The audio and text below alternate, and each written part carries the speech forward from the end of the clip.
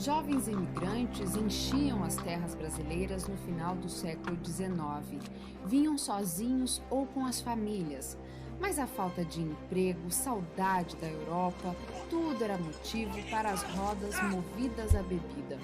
E nem sempre acabavam bem. Foi numa destas que se envolveu o jovem Bochart.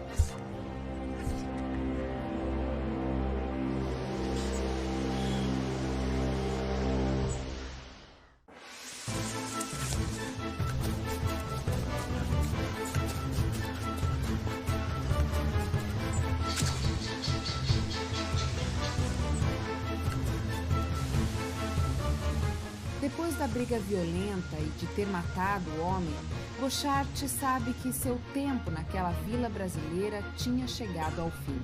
Sem muitos recursos, ele foge por caminhos alternativos, evitando as autoridades, para chegar até o porto de Itajaí e a Liberdade.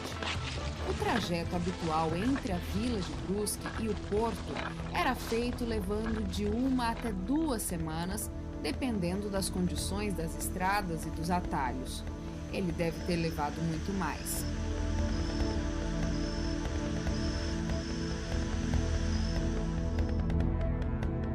Provavelmente foi clandestino, num navio, e deve ter trabalhado para pagar a viagem, assim que foi descoberto, como era comum naqueles dias.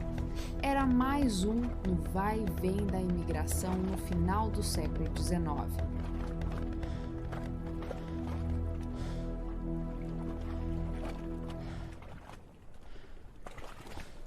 Mas o Brasil estava viciado em escravidão. As lavouras de café, de cana-de-açúcar, de tabaco e assim por diante, dependiam da mão de obra cativa.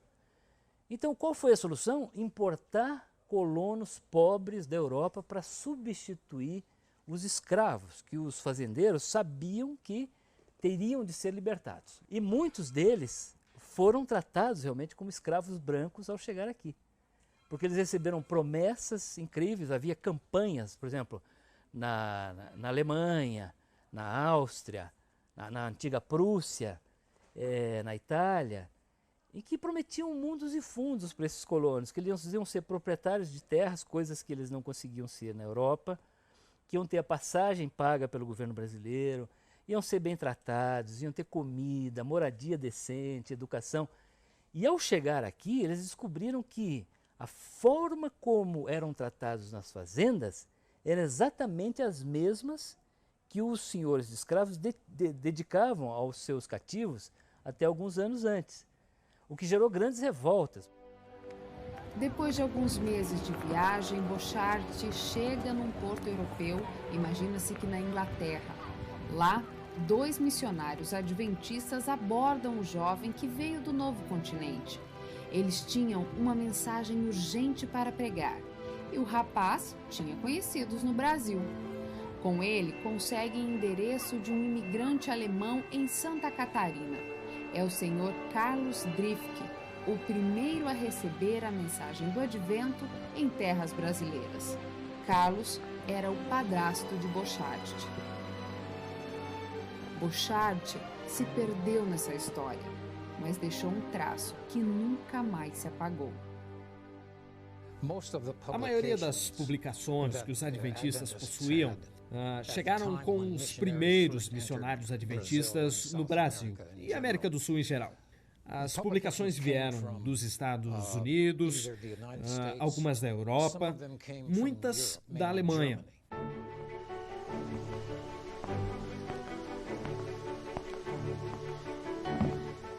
Meses depois, um pacote chega ao armazém do senhor Davi Hort, em Gaspar Alto. Ele manda avisar o destinatário, o senhor Carlos Drifke, que morava na vila de Brusque. Todos no armazém ficaram curiosos com o pacote e o pequeno Adolfo Hort, filho do seu Davi, acompanhava a movimentação por detrás do balcão. Mas ao chegar, o senhor Carlos não ficou muito interessado no pacote, não. O medo do alemão era ter que pagar pelo selo. Com poucos recursos e correios caros na época, ele preferiu não abrir o que não pediu para vir. Mas os colegas em volta insistiram e mostraram que o selo já estava pago, que não tinha risco de cobrança depois. Meio resistente, ele abriu. Uma surpresa. Literatura e em alemão. Pegou uma para si e distribuiu as outras com as pessoas do armazém. O ano era 1880.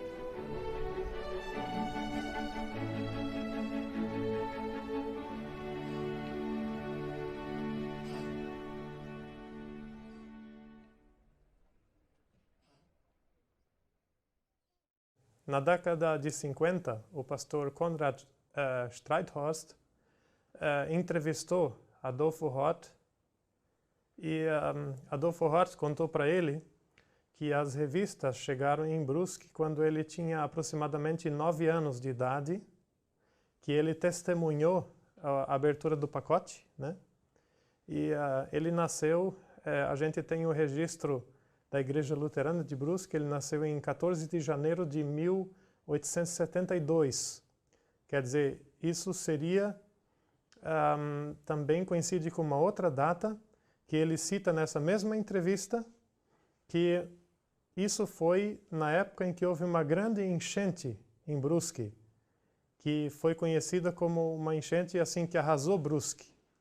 E a mãe dele, ela estava lendo essa revista, a enchente foi em setembro de 1880, e a mãe dele estava lendo a revista e ficou muito impressionada.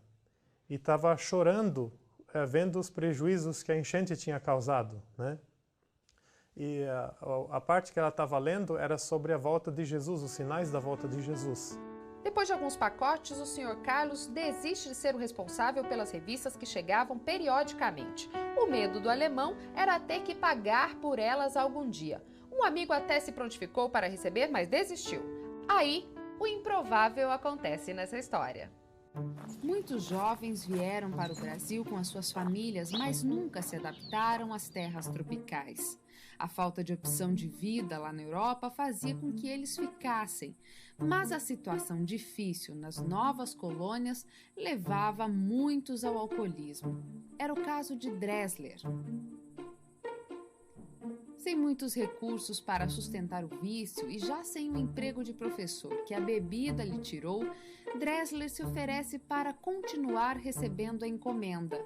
Não que tivesse muito interesse na mensagem religiosa. O objetivo mesmo era vender ou trocar o papel por comida e bebida, de preferência bebida. O dono da venda, o seu Davi, se aproveitava desses papéis das revistas para embalar a mercadoria. Dressler, apesar de bêbado, entendia o valor daqueles escritos, e os clientes do armazém ficaram curiosos e interessados nos novos embrulhos. Dressler escreveu cartas à editora pedindo mais revistas e agradecendo pela mensagem de esperança. Ele, assim, quando você lê esses relatórios, esses dois, né, que a gente encontrou assim, você acha assim no começo que é tudo pura lábia, né? Essa história que ele queria mesmo é ganhar dinheiro para sustentar o vício. Por isso ele pedia a literatura. Mas por outro lado, você vê um homem sincero que se identificava com o grupo que guardava o sábado de Brusque, queria o melhor para aquela gente e ele realmente queria aprender mais. Ele mostrava mesmo satisfação e grande entusiasmo. Quer dizer, ele não era só um bêbado que distribuía, não. Ele era também uma pessoa que lia aquele material. Muitas famílias chegaram ao Brasil no final do século XIX. Uma delas foi a Bels, que trouxe na bagagem o menino Guilherme. No Brasil, uma antiga dúvida doutrinária seria respondida ao garoto. É interessante que a Europa estava numa turbulência. Não era um lugar seguro de se viver. E referindo-nos especialmente à Alemanha, passando por guerras e tudo mais, nesse sentido, e muitos buscaram no novo mundo um lugar, quer seja nos Estados Unidos, no Brasil e na Argentina. Então, esses redutos de alemães se tornaram os primeiros núcleos a serem evangelizados, mas ao mesmo tempo imigrantes tinham que vir para pregar a esse grupo que falava o alemão. E por muitos anos, a liderança da igreja no Brasil foi alemã ou de origem alemã. O que mudou, começou a mudar um pouco o cenário, foi a Segunda Guerra Mundial, onde o alemão foi proibido por lei de ser falado no Brasil. A princípio, né, a obra dos Estados Unidos, a Associação Geral, mandou 3 colportores para a América do Sul, em 1891, quase no final do ano. Era o Albert Stauffer e mais 2. Em maio de 1893, ele foi colportar no Brasil. E eles eram, assim, enviados pela Associação Geral, mas você praticamente não tem nenhum indício de que eles eram mantidos pela Associação Geral. Eles praticamente viviam daquilo que eles vendiam, vamos dizer assim. E eles não mediam esforços para isso. Lembrando que na Europa havia uma repressão social muito grande, havia uma repressão religiosa, havia uma repressão econômica, havia fome na Europa nesse período. Então as pessoas estavam buscando uma nova perspectiva de vida. Muitos desses imigrantes imaginavam que iam para o paraíso. Bom, nós vamos sair desse lugar onde não temos muita terra, a terra é escassa, a instabilidade social é muito grande e vamos para uma amplidão de terra ali onde podemos ter o quanto quisermos ali e a vida será muito mais fácil. Chegando aqui, você vai ver que a realidade era um pouco diferente. Eles eram levados para a mata virgem para desbravar e se viram. Eles traziam machado e ferramentas para a agricultura ali, mas tinham que até abrir clareiras na mata para poder se estabelecer. Construir uma casa, começar a plantar, alguma coisa era providenciado, mas a vida era muito difícil. Não tinham medo do trabalho, apesar do pouco apoio que recebiam do governo e das falsas promessas, depositaram as esperanças na terra que cultivavam todos os dias. Reservavam a noite para a leitura, hábito desconhecido da maioria da população brasileira, mas comum entre os imigrantes que vinham alfabetizados da Europa. O Brasil tinha uma população analfabeta estimada em 99% do total. Nos Estados Unidos era o contrário. Mais de 90% dos americanos, em 1776, eram alfabetizados. Por quê? Por uma razão religiosa. Como é uma sociedade protestante, em que você tem a obrigação e tem a prerrogativa e tem o direito de ler a Bíblia por sua própria conta, ler em casa, ler nos cultos dominicais, até o escravo era alfabetizado para ler a Bíblia. Enquanto que no Brasil não, como todo o ritual, todas as cerimônias era em latim, ninguém precisava ler a Bíblia, porque o padre lia a Bíblia, o padre fazia a missa, o padre fazia os sacramentos. Então você não precisa educar ninguém, porque tem um mediador que filtra o acesso à divindade, a Deus. Então isso tem reflexos enormes no índice de analfabetismo do Brasil. Então é curioso que essas comunidades protestantes europeias que chegam para colonizar e substituir a mão de obra escravas, geralmente eram altamente alfabetizadas. Tinha muitos professores, tinha muitos cantores, compositores e assim por diante. Então é interessante que essa imprensa religiosa que chega dos Estados Unidos, ela sim, ela procura atingir as pessoas pela leitura, porque as pessoas estavam capacitadas a ler. Se você pensar que os primeiros conversos, eles são alemães de origem luterana, portanto pessoas que já tinham um background cristão, bíblico, que eram pessoas que vieram para trabalhar arduamente na terra, para estabelecer aqui colônias, não é? Portanto eram pessoas de palavra, pessoas trabalhadoras, pessoas religiosas. Dá para entender também por que Deus permitiu, eu penso assim, que a semente da mensagem adventista fosse lançada sobre esse solo. Ali ela encontrou pessoas, à semelhança dos puritanos norte-americanos, encontrou pessoas também dedicadas à palavra de Deus, pessoas que acreditavam que a Bíblia é a palavra de Deus e que conferiram assim, com muita dedicação, né, com muita seriedade, aquilo que estavam lendo nos folhetos e literatura adventista, com a palavra, com a Bíblia deles, em alemão, né, trazida geralmente da Alemanha mesmo, né, e num contexto luterano, como eu disse. Eu creio que Deus permitiu que a mensagem ela despontasse nesse meio, porque ali encontraria corações preparados, sedentos e dedicados. Pessoas que depois deram a vida, né? Deixaram a vida ser gasta justamente na pregação do Evangelho e na disseminação dessa verdade que é abraçada com todo entusiasmo. Com Guilherme, o hábito da leitura está prestes a mudar o rumo de uma família, na verdade, de um povo inteiro. Depois de ler o livro de Uriah Smith, que ele ganhou do seu irmão, ele agora encontra as mensagens do folheto missionário. Já interessado em religião, o fiel luterano agora redescobre o sábado.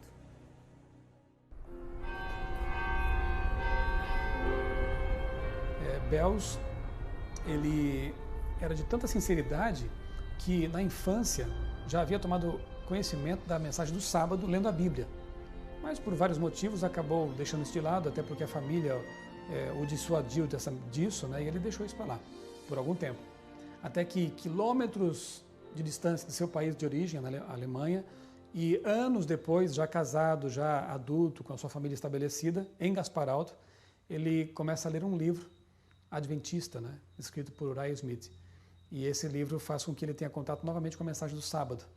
E ao ler esse livro, comparando com a sua Bíblia, ele relembra do que havia lido na infância, é impressionado com a importância do mandamento do sábado e começa a guardar o sábado, sozinho, não é? Tendo agora que enfrentar a oposição dos filhos, inicialmente da esposa, que depois também abraçou a mensagem, e da comunidade, né, em que ele vivia.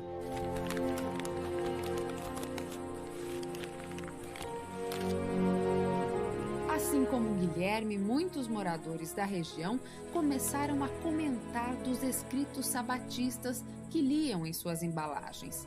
Alguns não gostavam nem davam atenção, mas outros foram tocados pelos escritos. Notando o interesse da leitura, a organização da igreja nos Estados Unidos começa a mandar outras publicações.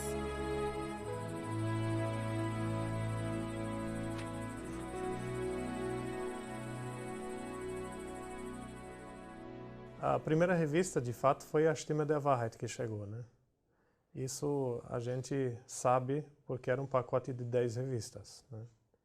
Mas o pastor Westphal, ele cita uma coisa interessante. Embora ele tenha sido essa revista, a Stimme der Wahrheit, que tenha chegado, vamos dizer assim, como primeira revista, não foi ela que resultou em relação às primeiras conversões. Ele fala, por exemplo, que a revista Christliche Hausfreund, que era a segunda revista que os alemães americanos, vamos dizer assim, publicaram, né? Essa revista é a que levou a conversões, o conteúdo dessa revista, porque a outra, a Stimme der Wahrheit, ela era assim muito teológica, né? E para as pessoas assim mais simples, ela não era assim tão proveitosa, né? Agora a outra não, a outra era mais prática, mais objetiva, mais concisa. E haviam notícias também que se publicavam de diferentes lugares, se contavam também de conversões e assim por diante lá dentro. Quer dizer, ela era uma mistura vamos dizer, de doutrina bíblica com informações, assim, com progresso da obra e essas coisas todas. Não é por acaso, não me surpreende que tenha havido casos de conversão por pessoas que compraram um produto e que veio embalado num panfleto com mensagem religiosa. Porque era realmente uma preciosidade. Se você recebia alguma coisa, e aquilo ali não era todo dia que você recebia um jornal, uma revista, um livro em casa. Com algumas pessoas já aguardando o sábado e famílias inteiras na fé adventista, os cultos começam a acontecer nas casas das famílias que ainda não tinham ouvido um pregador adventista falar. Se baseavam na Bíblia, nos livros e revistas que recebiam e ali mesmo cantavam seus hinos cristãos tradicionais, contavam histórias de fé e congregavam como irmãos numa mesma crença. As casas eram pequenas, simples, mas tinham a atmosfera do céu. Além de Santa Catarina, a mensagem se espalhava pelo interior do Espírito Santo, Minas Gerais e São Paulo.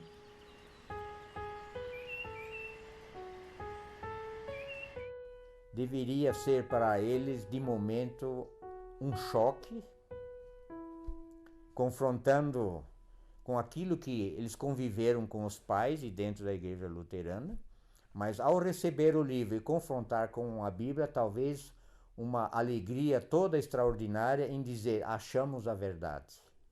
O Brasil foi assim, a religião até a vinda da corte, em 1808, a religião católica romana era a religião exclusiva. Não era só a religião do Estado, mas era proibido você praticar qualquer outra prática religiosa no Brasil que não fosse a religião oficial.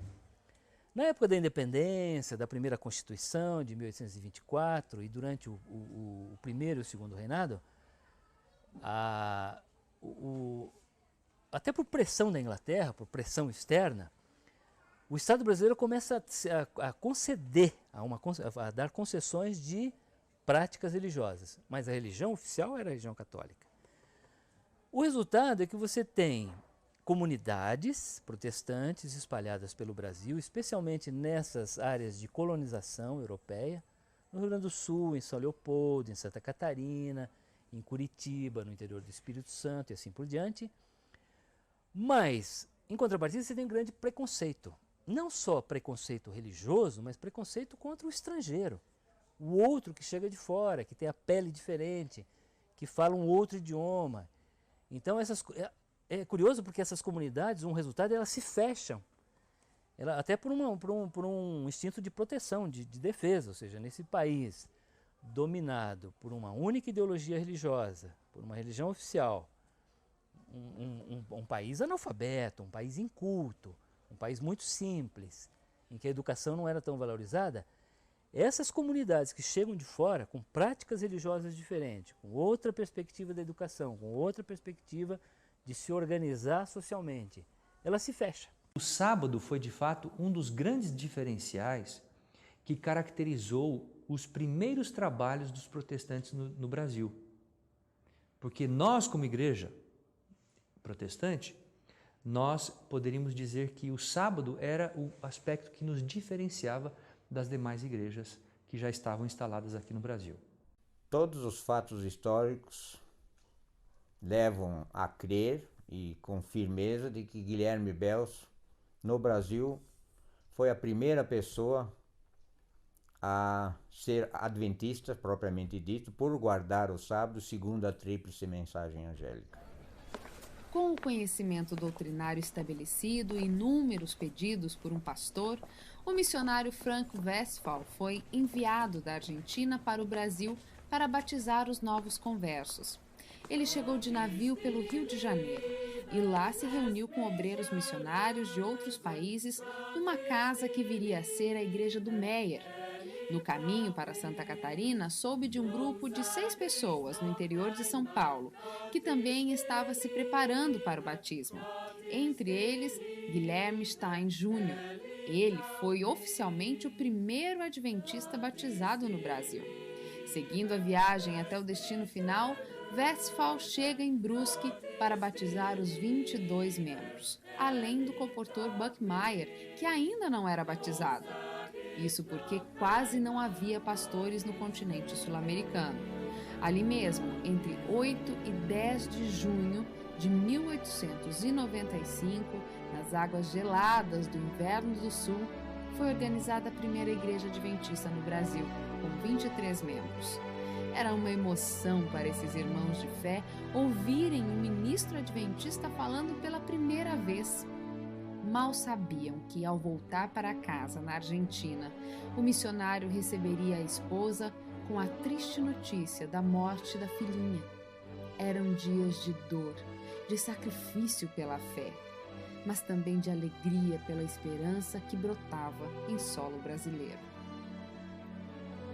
A obra entre alemães nos Estados Unidos, ela começou pelo menos uns 15 anos antes do Brasil. E já tinha dado tempo para formar vários missionários, vamos dizer assim. E lá no Brasil tinha muitos imigrantes alemães, né? Isso era conhecido, que havia muitos imigrantes alemães. Só que a obra mesmo mandou, em vez de mandar diretamente para o Brasil, eles mandaram 3 comportores para Montevidéu, no Uruguai, em 1891. Quer dizer, cometeram um erro histórico praticamente, porque um deles falava alemão e os outros 2 só falavam inglês, né? E o que eles iam fazer lá? Em Montevidéu não tinha quase alemães. Pouca gente. Ingleses também não. Eu acho que é por desconhecer as informações. Daí, no Brasil, havia um campo muito grande entre colonos alemães. A gente tinha, naquela época, em 1890 e pouco ali, você tinha já uns 100 mil alemães no Brasil. Em 1894, com proporções continentais, o Brasil tinha apenas 10 mensageiros adventistas em atividade, um pastor e 9 colportores, que a partir daquele ano contariam com o entreposto de livros e revistas na Rua do Ouvidor, no Rio de Janeiro. Esse era o embrião da Casa Publicadora Brasileira, que nessa época distribuía apenas livros e revistas em alemão, inglês e alguma coisa em espanhol. Então, porque o Brasil não produzia papel. É importante levar em conta que nesse período o Brasil é um país agrário.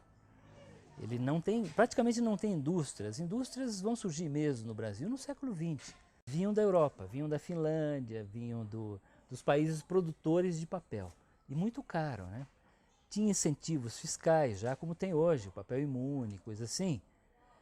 Mas o problema não era nem o custo do papel, era o índice de analfabetismo. A principal restrição à leitura, à educação, não era o custo do papel, que de alguma forma ele chegava, é que as pessoas não sabiam ler. Então não adiantaria você ter papel se as pessoas não sabiam ler. Ninguém morreu por causa da fé, do abraçar a fé adventista. No entanto, a casa de alguns foi apedrejada.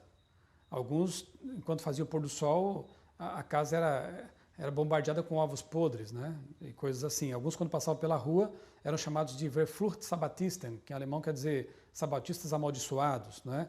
Alguns foram impedidos de ser até sepultados em cemitérios luteranos porque não eram aceitos como cristãos ou coisa parecida. Então havia uma posição muito forte, uma perseguição declarada, mas não havia, pelo menos por parte do governo, um impedimento de que as pessoas se convertessem.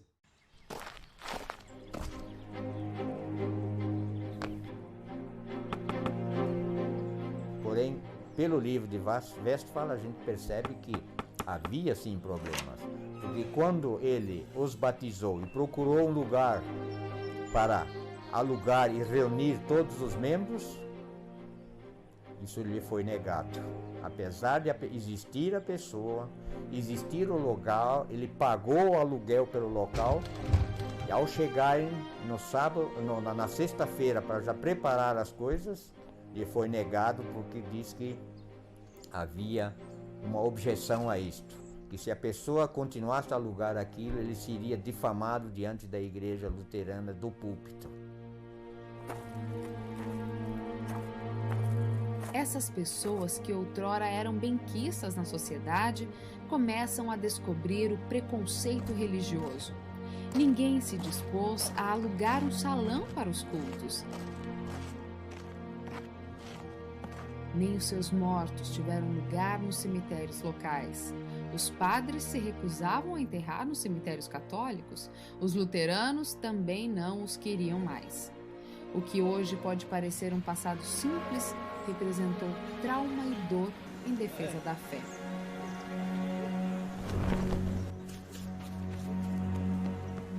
Antes amigos, agora os vizinhos não os queriam mais, rejeitavam, mantinham distância.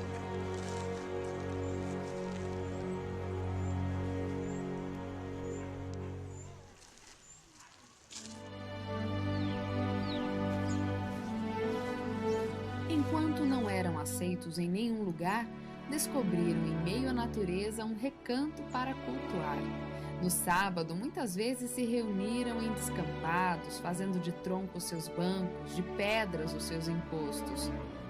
Era assim, nas condições mais primitivas, que se reuniam como igreja oficializada e davam testemunho público da fé adventista. August Ohm fora ordenado ancião. Bels era um dos líderes da pequena igreja que ainda não tinha paredes, mas já tinha bases sólidas. Ali decidiram que junto à igreja que viriam a inaugurar em 23 de março de 1898, deveria haver também uma escola paroquial, ligada à igreja. O objetivo era ensinar os filhos o básico, mas também o essencial da fé. Ao mesmo tempo que os protegeria das impurezas do mundo, formariam obreiros para trabalhar no Brasil. Eu penso que um dos primeiros eventos na história do Adventismo no Brasil foi a decisão de estabelecer escolas para treinar nativos de língua portuguesa, provendo, assim, educação a eles. Eles poderiam depender de obreiros que falassem português, ao invés de depender da importação de líderes que falassem alemão, vindos dos Estados Unidos e também da Alemanha. Quando nós falamos em influência alemã no Brasil, nós precisamos nos reportar à história da igreja, sobretudo na Europa. Quando, por ocasião da morte de J.N. Andrews, em 1883, a igreja precisava encontrar um substituto para ele. E a Associação Geral da Igreja Adventista indicou o nome do pastor Louis Conrad, um alemão. O pastor Louis Conrad era uma pessoa extremamente competente em tudo que fazia. Ele era muito capaz, um excelente orador e um ótimo administrador. E quando o pastor Louis Conrad chegou à Europa para poder desenvolver o trabalho do Adventismo lá no continente europeu, ele criou várias frentes, várias tarefas diferentes, e uma delas foi preparar colportores e missionários para realizarem o trabalho ao redor do mundo. Já naquele período havia um grande contingente de alemães aqui no Brasil. Então, olhando esse fluxo de imigrantes que já estavam instalados no Brasil, os europeus e os americanos tentaram trazer a esses indivíduos o conhecimento da verdade, por várias formas, por meio da pregação, por meio da literatura, por meio do trabalho de evangelismo pessoal, né? E é óbvio que a maneira mais eficaz de alcançar um imigrante é você trazer às suas mãos uma literatura na sua língua mãe. Ou seja, o indivíduo que está longe de casa, pegar um pedaço de papel contendo a língua, escrito na sua própria língua, aquilo era algo que falava muito fundo ao coração. Os anos se passaram e o garotinho, o filho dos Hort, que vira o pacote com a mensagem chegar ao armazém do pai, se torna um jovem obstinado e nada satisfeito com a proliferação da suposta seita de sabatistas. Faz de tudo para atrapalhar o culto dos adventistas. Ele, certa vez, subiu lá de Brusque a Gaspar Alto com um amigo para derrubar realmente a igreja adventista que estava ali e bater nos irmãos, né? Só que quando ele começa a escutar um sermão, aquilo toca o coração dele. E ele diz para o amigo, vamos voltar, eu não vou fazer o que eu queria fazer não. E ele então começa a se aproximar dessa mensagem, começa a questionar o pastor luterano, não obtém respostas satisfatórias e acaba se convertendo. E o mesmo empenho que ele tinha, né, que ele teve para tentar destruir o adventismo, ele agora aplica na edificação do adventismo no Brasil. Torna-se um construtor de igrejas, torna-se um pregador, né, assim, entusiasmado, né, um defensor da mensagem de saúde, né, bíblica dos adventistas. Ele realmente, para mim, é um Paulo dos tempos do adventismo no Brasil e um personagem digno de imitação. Mas nem todos achavam isso. De perseguidor, agora ele era perseguido. Depois de aceitar o adventismo, sua casa é apedrejada constantemente. Mas como seus irmãos de fé, ele sabe que é possível abandonar tudo, menos a verdade bíblica. Adolfo decide então sair de Gaspar com a família, para evitar mais retaliação. Foi um dos primeiros obreiros da Igreja Adventista no Brasil. Com mais pessoas crendo, a mensagem se prolifera entre amigos, família, vizinhos. Não com facilidade, mas agora com mais divulgadores, até que sai das colônias alemãs e chega aos brasileiros, os donos da terra. Mas agora uma mensagem já solidificada. As publicações começam a rodar em solo brasileiro em bom português. Um início difícil para uma verdade fácil. Cristo vai voltar. A mesma mensagem de ontem ainda é verdade hoje. O panfleto pequenino e simples se transformou em milhares de páginas, de cenas, de sons, de bytes. As construções simples e pequenas deram lugar a grandes e sólidas instituições. O pequeno grupo, aqui e acolá, hoje é um grande povo, ligado por uma só verdade, uma só esperança.